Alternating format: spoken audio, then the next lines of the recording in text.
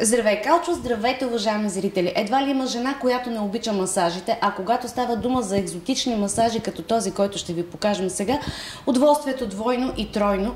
И понеже аз не съм специалист, направо давам думата на нашия домакин Силвия Стойчева, която ще ни разкаже за масаж с вулканични камъни. Здравейте! Здравейте! Нека първо да кажем за какво е полезен този масаж.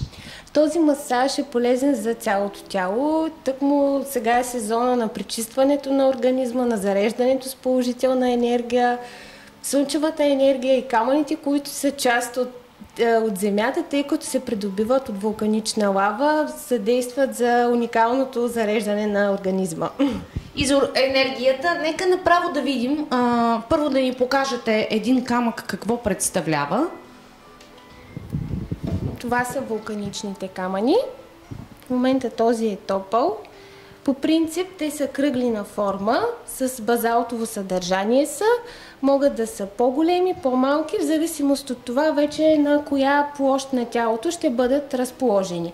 По-малките по принцип е хубаво да се използват за длани, за ходила, за пръстите на тялото.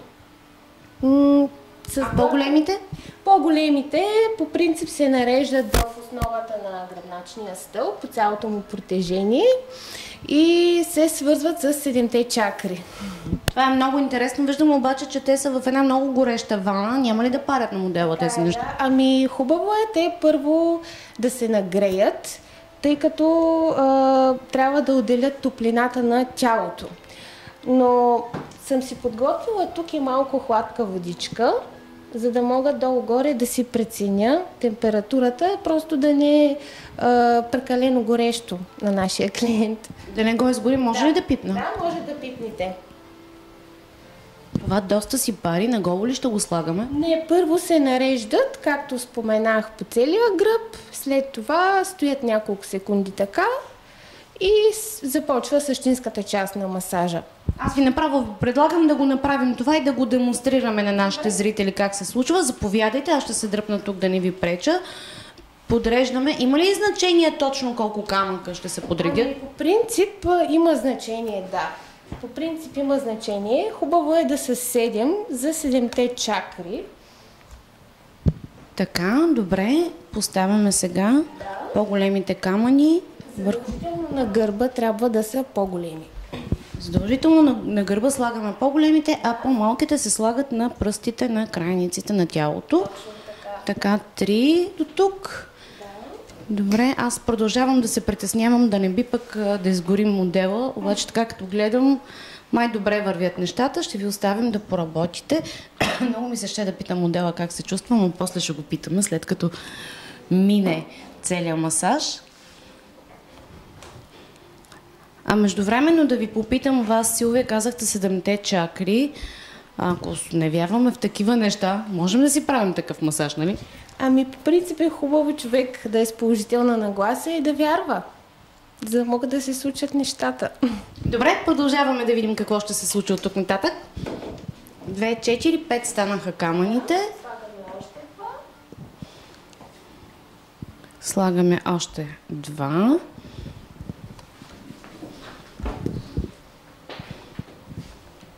Значи от горещата вода леко го охлаждаме, след което го слагаме и сега да видим какво ще правите от тук нататък. Сега ги загъваме да отдадат хубава топлина. Слагаме една кърпичка отдолу, все пак като предпазна мярка на гръбнака, тъй като е много чувствително място. И как се прави самия масаж? Извинявам се. Сега престояват няколко секунди, можем да сложим по едно камъче и в ръцете. Понеже нямаме много време, направо да покажем какво се случва след това. Махаме камъчетата по обратния ред, по който сме ги сложили. По обратния ред, по който сме сложили, махаме камъните. Аз подозирам, че нашия клиент заспа обаче. Случва ли се да ви заспиват хора при вас? Абсолютно, да. Много често се случва. Което означава, че са се отпуснали и се чувстват добре. И след което какво правим? Това ли беше? Сега продължаваме с мануалния масаж, с ръчния масаж. Аз препоръчвам да се прави с топло масло, все пак да няма контраст в температурите. Топло-студено. Добре, много набързичко само да покажем как се случва.